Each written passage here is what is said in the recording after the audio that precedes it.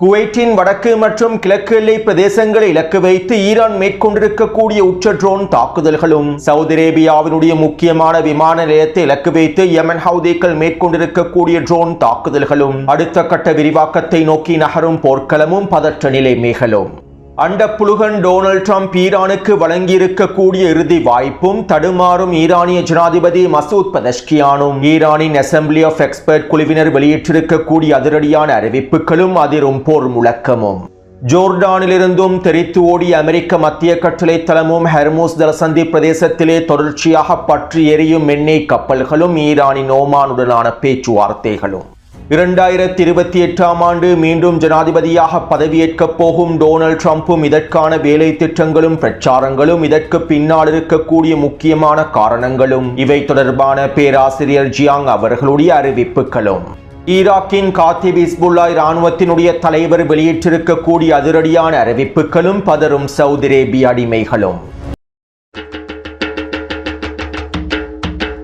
இஸ்ரேலிய ஆக்கிரமிப்பின் அடுத்த பிரதமராக நெட்டன்யாஹூ மீண்டும் தெரிவு செய்யப்படுவதற்கான எல்லாவிதமான வேலை திட்டங்களும் நடைபெற்று வரக்கூடிய நிலைமையில் 2028ஆம் ஆண்டுக்கான அமெரிக்காவினுடைய அடுத்த ஜனாதிபதியாகவும் டொனால்ட் ட்ரம்ப் தெரிவு செய்யப்படுவதற்கான வேலை திட்டங்கள் மேற்கொள்ளப்பட்டு வருகின்றன.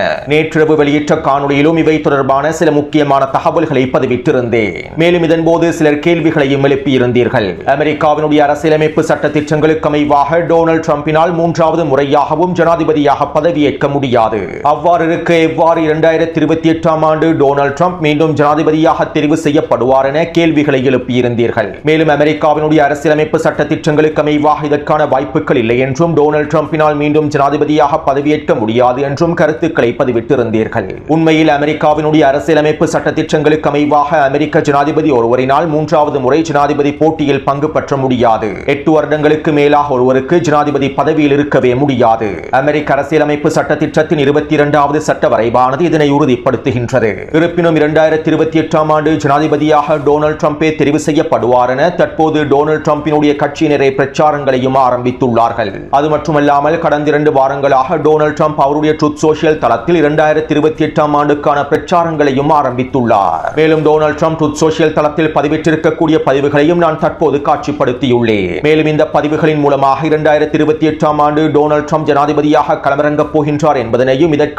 பிரச்சாரங்கள் ஆரம்பிக்கப்பட்டு விட்டது என்பதனையும் உங்களுக்கு உறுதி செய்து கொள்ள முடியும். அமெரிக்காவினுடைய அரசியலமைப்பு சட்ட திட்டங்களை தெரிந்து கொள்ளாமலேயா டொனால்ட் ட்ரம்பும் அவருடைய கட்சியினரும் 2028ஆம் ஆண்டுக்கான ஜனாதிபதியாக டொனால்ட் ட்ரம்ப் மீண்டும் தெரிவு செய்யப்படுவார் என பிரச்சாரங்களை மேற்கொள்கின்றார்கள் என உங்களுக்கு கேள்விகளையும் எழுப்பலாம். உண்மையில் அமெரிக்காவின் அரசியலமைப்பு சட்ட திட்டங்களை தெரிந்து கொள்ளாமல், புரிந்து கொள்ளாமல் டொனால்ட் ட்ரம்பினுடைய கட்சியும் அவருடைய நிர்வாகமும் இந்த பிரச்சாரங்களை மேற்கொள்ளவில்லை. அமெரிக்க அரசியலமைப்பு சட்ட திட்டத்தில் இருக்கக்கூடிய சில ஓட்டைகளை பயன்படுத்தி மீண்டும் அமெரிக்க ஜனாதிபதியாக 2028ஆம் ஆண்டு டொனால்ட் ட்ரம்பினால் பதவியேற்க முடியும் என்கின்ற நிலைப்பாட்டை வெளிப்படுத்தும் நோக்கத்தோடு டொனால்ட் ட்ரம்பும் அவருடைய நிர்வாகமும் இந்த பிரச்சாரங்களை மேற்கொள்கின்றார்கள். அதாவது சுருக்கமாக குறிப்பிடுவதாக இருந்தால், அமெரிக்காவினுடைய அரசியலமைப்பு சட்ட திட்டத்தில் இருக்கக்கூடிய சில ஓட்டைகளையும் பலவீனங்களையும் பயன்படுத்தி டொனால்ட் ட்ரம்பினால் 3வது முறையாக ஜனாதிபதியாக பதவியேற்க முடியும்.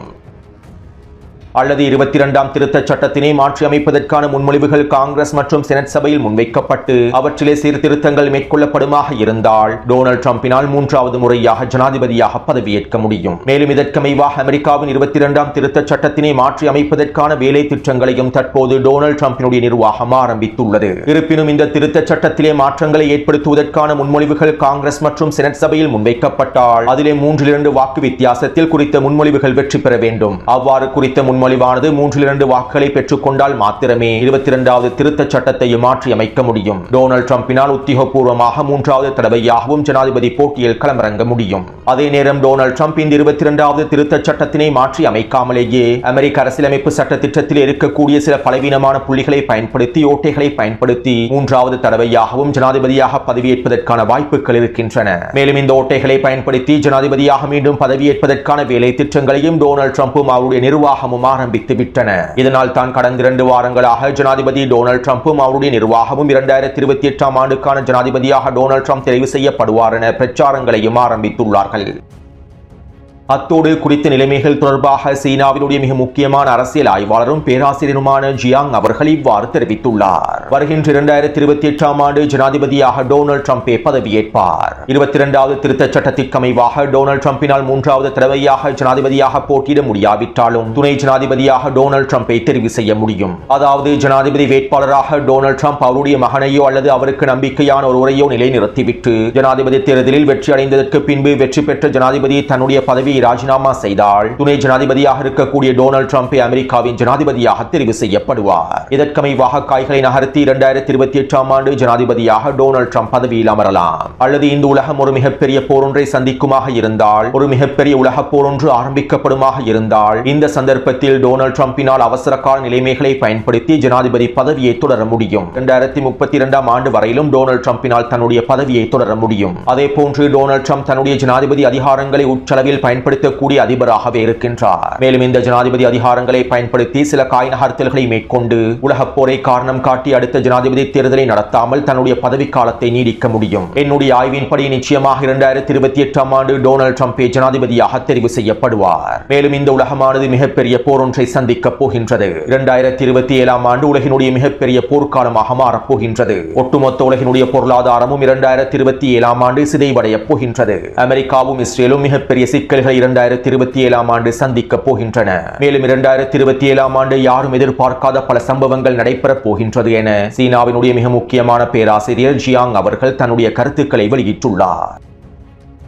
அத்தோடு பேராசிரியர் ஜியாங் தொடர்பான இன்னும் ஒரு விடயத்தையும் நாங்கள் தெரிந்து கொள்ள வேண்டும். 2024ஆம் ஆண்டின் ஆரம்ப பகுதியில் பேராசிரியர் ஜியாங் அவர்கள் டொனால்ட் ட்ரம்பை அடுத்த ஜனாதிபதியாக தெரிவு செய்யப்படுவார் என்பதனை அறிவித்திருந்தார். மேலும் டொனால்ட் ட்ரம்ப் ஜனாதிபதியாக தெரிவு செய்யப்பட்டதற்கு பின்பு அமெரிக்காவுக்கும் ஈரானுக்கும் இடையிலே ஒரு மிகப்பெரிய போர் ஆரம்பிக்கப்படும் என்பதனையும், இந்த போரிலே அமெரிக்கா மிகப்பெரிய இழப்புகளை சந்திக்கப் போகின்றது என்பதனையும், ஈரான் ஒருபொழுதும் சரணடையாது என்பதனையும் 2024ஆம் ஆண்டு ஜனவரி மாதத்திலேயே பேராசிரியர் ஜியாங் அவர்கள் வெளிப்படையாக அறிவித்திருந்தார். இப்படியான நிலைமையிலேயே தற்போது பேராசிரியர் ஜியாங் அவர்கள் இந்த அறிவிப்புகளையும் வெளியிட்டுள்ளார். எனவே நான் நேற்றைய காணொலியில் கூறியதை போன்று இஸ்ரேலிய ஆக்கிரமிப்பினுடைய பேரழிவும் அமெரிக்காவினுடைய பேரழிவும் டொனால்ட் ட்ரம்பினுடைய நெட்டன்யாஹுவினுடைய தலைமையில் தான் நடைபெறும் என்று எழுதியிருந்தால் அதனை யாராலும் தடுத்து நிறுத்த முடியாது. உண்மையில் அமெரிக்காவின் வீழ்ச்சிக்கும் இஸ்ரேலிய ஆக்கிரமிப்பின் வீழ்ச்சிக்கும் டொனால்ட் ட்ரம்பும் நெட்டன்யாஹுவும் மிக முக்கியமான தலைவர்களாகவே இருக்கின்றார்கள். இதனால் இவர்கள் பதவியில் தொடர்வது அமெரிக்காவினுடைய இஸ்ரேலிய ஆக்கிரமிப்பினுடைய வீழ்ச்சியை உறுதி செய்யும்.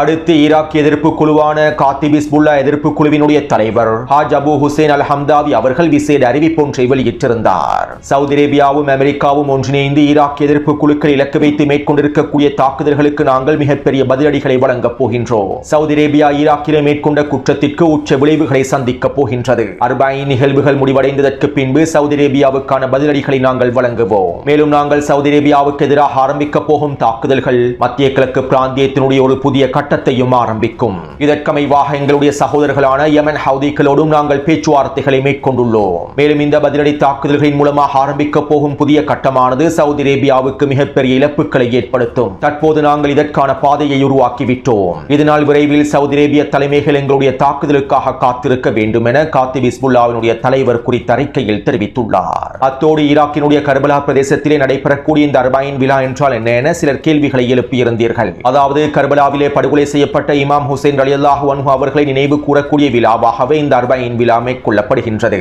மேலும் இந்த 40 நிகழ்வுகள் முடிவடைந்ததற்கு பின்பே ஈராக் எதிர்ப்பு குழுக்களும் சவுதி அரேபியாவை இலக்கு வைத்து தாக்குதல்களை மேற்கொள்ளப் போகின்றார்கள். அடுத்து குவைத்திலும் பஹ்ரைனிலும் இருக்கக்கூடிய அதிகளவான அமெரிக்க அதிகாரிகளும் சிப்பாய்களும் அமெரிக்க இராணுவ படைப்பிரிவுகளும் முழுமையாக வெளியேற்றப்பட்டு வருகின்றார்கள். குவைத்திலே கிட்டத்தட்ட அமெரிக்காவின் 8க்கும் அதிகமான இராணுவ கட்டளை தளங்கள் காணப்படுகின்றன. இவை அனைத்திலிருந்தும் அமெரிக்கா தற்போது தங்களுடைய இராணுவ தளவாடங்களையும் அமெரிக்க போர் விமானங்களையும் எரிபொருள் நிரப்பு விமானங்களையும் முழுமையாக வெளியேற்றிவிட்டது. அதே போன்று பஹ்ரைனிய கட்டளை தளங்களில் இருக்கக்கூடிய அமெரிக்க போர் விமானங்களையும் எரிபொருள் நிரப்பு விமானங்களையும் அமெரிக்க இராணுவ தளவாடங்களையும் சில வான் பாதுகாப்பு அமைப்புகளையும் அமெரிக்கா முழுமையாக வெளியேற்றி வருகின்றது.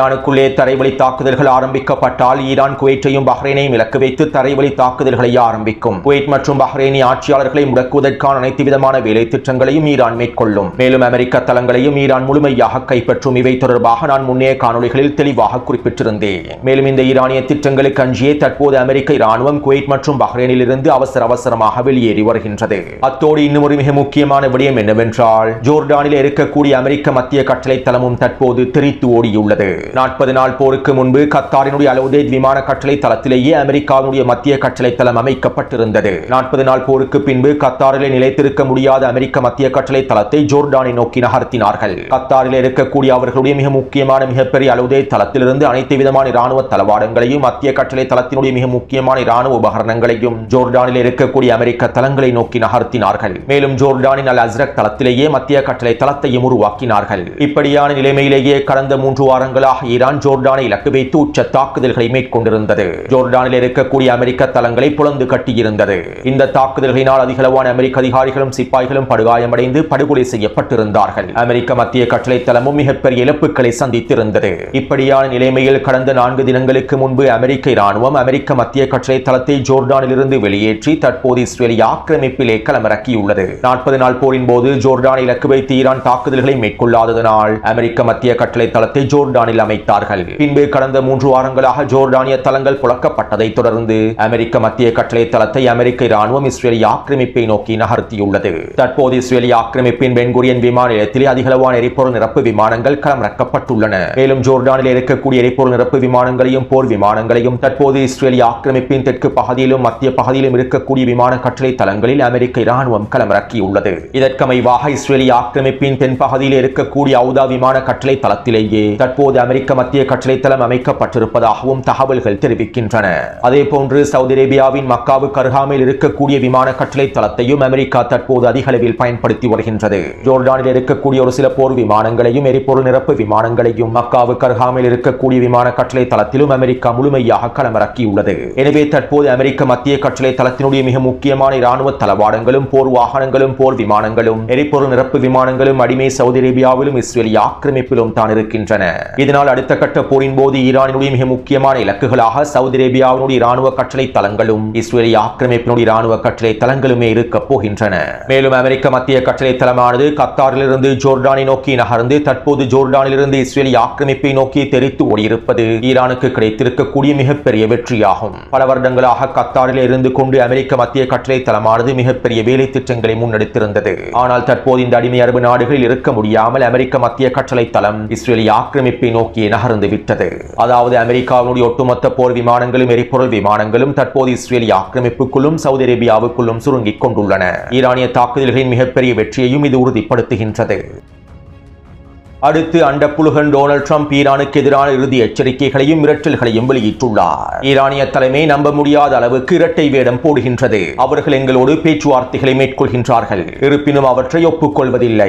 மேலும் ஹெர்முஸ் ஜலசந்தி பிரதேசத்தையும் நாங்கள் தான் கட்டுப்படுத்துகின்றோம். ஈரானுக்கு நான் இறுதி வாய்ப்பாகவே இந்த வாய்ப்பை வழங்கியுள்ளேன். இதற்கு பிறகு ஈரானுக்கு எந்த ஒரு வாய்ப்பும் வழங்கப்பட போவதில்லை. ஈரான் அவசரமாக ஒப்பந்தத்தை முடிக்காவிட்டால் மிகப்பெரிய விலையை அவர்கள் செலுத்த வேண்டி ஏற்படும் என டொனால்ட் ட்ரம்ப் கருத்துக்களை வெளியிட்டிருந்தார். அத்தோடு அமெரிக்காவுக்கும் ஈரானுக்கும் இடையிலே நேரடியான பேச்சுவார்த்தைகளோ மறைமுகமான பேச்சுவார்த்தைகளோ மேற்கொள்ளப்படவில்லை. மத்தியஸ்தராக செயல்படக்கூடிய நாங்கள் தற்போது இந்த பேச்சுவார்த்தைகளை மீண்டும் ஆரம்பிப்பதற்கே வேலை திட்டங்களை முன்னெடுத்து வருகின்றோம். டொனால்ட் ட்ரம்ப் கூறுவதை போன்று தற்போது எந்த விதமான பேச்சுவார்த்தைகளும் மேற்கொள்ளப்படவில்லை என பாகிஸ்தானிய மத்தியஸ்தர்கள் அறிக்கைகளை வெளியிட்டிருந்தார்கள். முதல் முறையாக பாகிஸ்தானிய அடிமைகள் டொனால்ட் ட்ரம்பினுடைய கருத்துக்களை நிராகரித்து பேச்சுவார்த்தைகள் இன்னும் ஆரம்பிக்கப்படவில்லை என்பதனையும் இதற்கான வேலை திட்டங்களையே நாங்கள் மேற்கொண்டு வருகின்றோம் என்பதனையுமே ஒப்புக்கொண்டுள்ளார்கள்.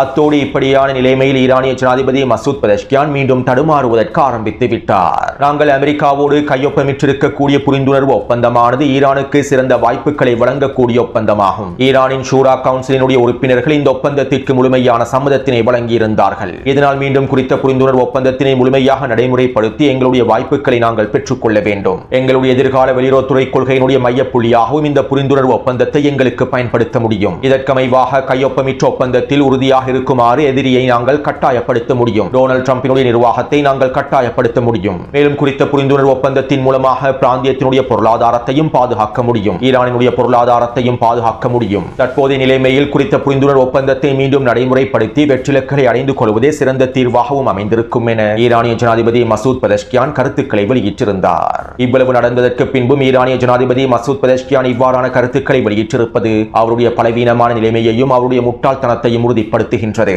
இப்படியான நிலைமையில் ஈரானிய உச்ச தலைவருக்கு அடுத்தபடியாக இருக்கக்கூடிய ஈரானின் அசெம்பிளி ஆஃப் எக்ஸ்பர்ட் குழுவினர் அதிரடியான அறிவிப்பொன்றை வெளியிட்டிருந்தார்கள். புரட்சியின் தலைவருடைய ஞானமிக்க ஆழ்ந்த பார்வைகளும் அவருடைய நெறிமுறைகளும் நம்பிக்கையூற்றும் மற்றும் கண்ணியமான செய்திகளும் ஈரானிய மக்களுக்கும் ஈரானிய தேசத்திற்கும் சிறந்த முறையில் வழிகாட்டுகின்றன. இதனால் இந்த நாட்டினுடைய அரசியல் தலைமைகளின் அதிகாரிகளின் முதன்மை பரிசீலனையாக அதுவே இருக்க வேண்டும். ஆணவம் மிக்க அமெரிக்க அரசாங்கத்தை நம்புவது ஒரு காணல் நீரை நம்புவது போன்றதாகும். இந்த அராஜகமிக்க ஆக்கிரமிப்பு அமெரிக்க ஆட்சியாளர்களோடு புரிந்துணர்வு ஒப்பந்தங்களை எட்டுவதில் எந்த விதமான பயனும் இல்லை. அமெரிக்காவுடனான புரிந்துணர்வு ஒப்பந்தத்தை எட்டுவதோ அதன் மீது நம்பிக்கை வைப்பதோ எந்த விதமான நன்மைகளையும் எங்களுக்கு பெற்றுத் தரப்போவதில்லை. ஈரானிய மக்களுடைய உரிமைகளை பாதுகாப்பதற்கும் ஈரானிய தேசத்தின் உரிமைகளை பாதுகாப்பதற்கும் ஈரானிய உச்ச தலைவருடைய வழிகாட்டுதலுக்கு அமைவாகவே அனைத்தும் நடைபெற வேண்டும். தற்போதைய போரானது ஒரு தீர்க்கமான போராகும். இந்த போர் ஒரு மிக நீண்ட போராகவே அமைந்திருக்கும். மேலும் இந்த தீர்க்கமான போர்க்களத்திலே சில விஷயங்களை எளிதாக கருதுவது ஒரு மிகப்பெரிய வரலாற்று தவறை நோக்கி எங்களை நகர்த்திவிடும். தற்போதைய போர்க்களத்தின் மிக முக்கியமான நோக்கமே அமெரிக்காவையும் ஆக்கிரமிப்பாளர்களையும் பழிவாங்க வேண்டும் என்பதுதான். தியாகிகளின் ரத்தத்திற்காகவும் எங்களுடைய தலைவர்களின் ரத்தத்திற்காகவும் நாங்கள் அவர்களை பழிவாங்க வேண்டும். இதனால் இந்த புரிந்துணர்வு ஒப்பந்தமோ ஆக்கிரமிப்பாளர்களுடனான பேச்சுவார்த்தைகளோ ஒரு பொழுதும் சரிவராது. மேலும் நாங்கள் தற்போது போர்க்கொடியை உயர்த்துகின்றோம். மேலும் இந்த தீர்க்கமான தருணத்தில் நாங்கள் போர்க்கொடியை உயர்த்துவது ஈரானிய மக்களுடைய உரிமையாகும். இதனால் தற்போதைய நிலைமைகளை ஈரானினுடைய அனைத்து அரசியல் தலைமைகளும் தெளிவாக புரிந்து கொள்ள வேண்டும் என ஈரானின் அசெம்பிளி ஆஃப் எக்ஸ்பர்ட் குழுவினர் குறித்த அறிக்கையை வெளியிட்டுள்ளார்கள். சுருக்கமாக குறிப்பிடுவதாக இருந்தால் இதற்கு பிறகு மசூத் பெதஷ்கியானுடைய சீர்திருத்த அரசாங்கத்தினால் இந்த புரிந்துணர்வு ஒப்பந்தம் தொடர்பான பேச்சுவார்த்தைகளை மீண்டும் ஆரம்பிக்கவே முடியாது. ஈரானின் அசெம்பிளி ஆஃப் எக்ஸ்பர்ட் குழுவை மீறி மசூத் பெதஷ்கியானுடைய அரசாங்கத்தினால் எதனையும் செய்ய முடியாது.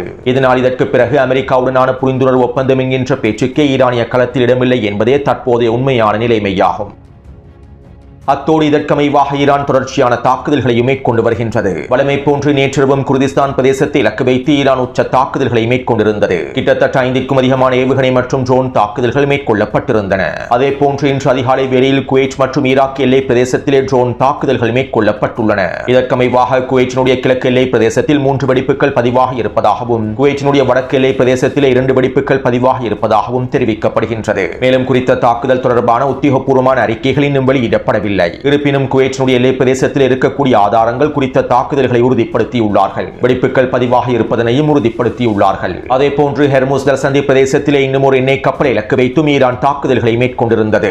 ஈரானிய கடற்படையினுடைய எச்சரிக்கைகளை மீறி நகர்வதற்கு முயற்சி செய்த எண்ணெய் கப்பலை இலக்கு வைத்தே தாக்குதல்களை மேற்கொண்டுள்ளார்கள். மேலும் இன்று மாலையும் ஹெர்முஸ் ஜலசந்தி பிரதேசத்தில் இன்னும் ஒரு எண்ணெய் கப்பல் இலக்கு வைக்கப்பட்டிருப்பதாகவும் தெரிவிக்கப்படுகின்றது. மேலும் இவை தொடர்பான மேலதிக தகவல்கள் இன்னும் வெளிப்படுத்தப்படவில்லை. அடுத்து யமன் ஹவுதி ராணுவத்தினர் சவுதி அரேபியாவை இலக்கு வைத்து ட்ரோன் தாக்குதல்களை மேற்கொண்டிருந்தார்கள். கடந்த 2 நாட்களுக்கு முன்பு சவுதி அரேபியாவுடைய ட்ரோன்கள் யமன் ஹவுதிகளுடைய வான்பரப்பிலே களமிறக்கப்பட்டிருந்தன. மேலும் இந்த ட்ரோன்களை யமன் ஹவுதிகள் சுட்டு வீழ்த்தியிருந்தார்கள். இப்படியான நிலைமையிலேயே சவுதி அரேபியா யமன் வான்பரப்பை மீறியதற்காக சவுதி அரேபியாவின் நஜ்ரான் விமான நிலையத்தை இலக்கு வைத்து யமன் ஹவுதிகள் ட்ரோன் தாக்குதல்களை இன்று மாலை மேற்கொண்டிருந்தார்கள். நஜ்ரான் விமான நிலையமானது சவுதி அரேபியா மற்றும் யமன் எல்லைக்கு அருகாமையில் இருக்கக்கூடிய மிக முக்கியமான விமான நிலையமாகும். மேலும் குறித்த விமான நிலையத்தில் இருக்கக்கூடிய ஒரு மிக முக்கியமான தளத்தை இலக்கு வைத்து மிக முக்கியமான ராடர் தளம் ஒன்றை இலக்கு வைத்து யமன் ஹவுதிகள் இந்த ட்ரோன் தாக்குதல்களை மேற்கொண்டிருப்பதாக தெரிவிக்கப்படுகின்றது. அத்தோடு யமன் ஹவுதி ராணுவத்தினர் இன்றிரவு அடுத்த கட்ட தாக்குதல்களை மேற்கொள்ளப் போவதாகவும் தெரிவித்துள்ளார்கள். எனவே போர்க்களமானது தொடர்ச்சியாக விரிவடைந்து செல்கின்றது. பதற்ற நிலைமைகள் தொடர்ச்சியாக விரிவடைந்தும் அதிகரித்தும் செல்கின்றன. எனவே இந்த காணொளி தொடர்பான கருத்துக்களை பதிவிடுங்கள். தொடர்ந்தும் என்னுடன் இணைந்திருங்கள். நன்றி, வணக்கம். நன்றி உறவுகளே. இது போன்ற வீடியோகளை பார்வையிட சுந்தூஸ் முகமது இம்தியாஸ் என்ற யூடியூப் சேனலை சப்ஸ்கிரைப் செய்யும்.